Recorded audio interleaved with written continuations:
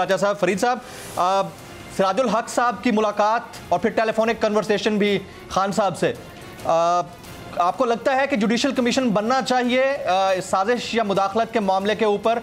2 दफ़ा एलामिया आ चुका है इसके ऊपर ऑलरेडी। डॉक्टर फरीद प्राचा साहब। जी बिस्मिल्लाहिर्रहमानिर्रहीम। मैं यानी मामलात में जो असल बहरान है जी वो ये है कि एतमाद ही ख़त्म हो गया है। यानी एक इस तरह की सूरत हाल बना दी गई है कि ना किसी इदारे का एतमाद कायम होने दिया जा रहा है, ना अदालत का एतमाद कायम होने दिया जा रहा है, ना पार्लियामेंट का होने दिया जा रहा है। तो बहरहाल एक ऐसी सूरत हाल मुल्क और कौम के लिए इंतहाई नुकसानदेह है।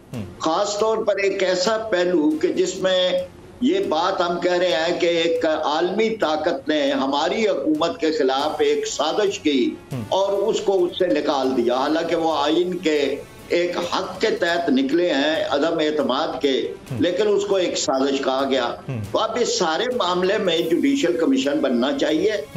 देखें ना कि अब भी जब ये बात हो रही है कि एक दूसरी दफा भी नेशनल सिक्योरिटी काउंसिल की मीटिंग के बाद एक एलामिया जारी किया गया और उसमें वादे किया गया कि इसमें कोई साजिश नहीं है, लेकिन मुदाखलत के लफ्ज और साजिश को इस तरह मिक्स किया जा रहा है कि जैसे मुदाखलत का लफ्ज आया है और उसका मतलब ये है कि वो सारे बयानात ठीक हैं कि जिसमें मेरी हुकूमत के लिए जो है वो एक अमेरिका की साजिश बन गई और फलां। तो हम ये समझते हैं कि इस पे जुडिशल कमीशन जो सिराजुल हक साहब ने मुतालबा किया है वो बिल्कुल ठीक है, ये होना चाहिए, सामने आनी चाहिए बात है।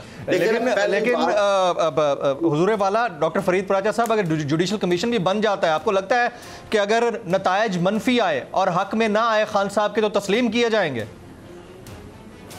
देखिए ना, इसका तो कोई इलाज नहीं है ना। मैंने तो यही बात कही है कि हर एक चीज को बेवकत और बेवकार किया जा रहा है। तो गोया के एक ऐसा गिरोह भी पैदा हो रहा है कि जिसकी आंखें भी बंद है, कान भी बंद है और एक सिर्फ जबान खुली हुई है।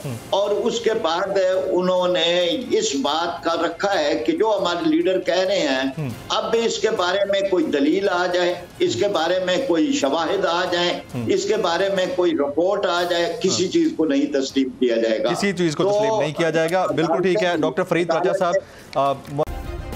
सब्सक्राइब करें और बेल दबाएं ताकि कोई खबर रह न जाए।